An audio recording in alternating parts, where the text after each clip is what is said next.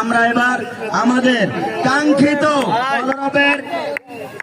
নির্বাহী পরিচালক আজকের এই আয়োজনের সবচেয়ে বেশি পরিশ্রম যে মানুষটি করেছেন, আমাদের গত বছরের হাড়ি ভাঙার চ্যাম্পিয়ন মোহাম্মদ বদরুজ্জামান উজ্জ্বল ভাইয়ের পারফরমেন্স দেখব।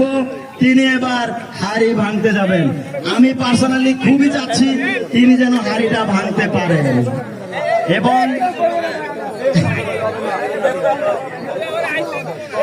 উনি ওনার চ্যাম্পিয়ন হওয়ার ধারাবাহিকতা এবারে বজায় রাখবেন বলে আশা রাখছি।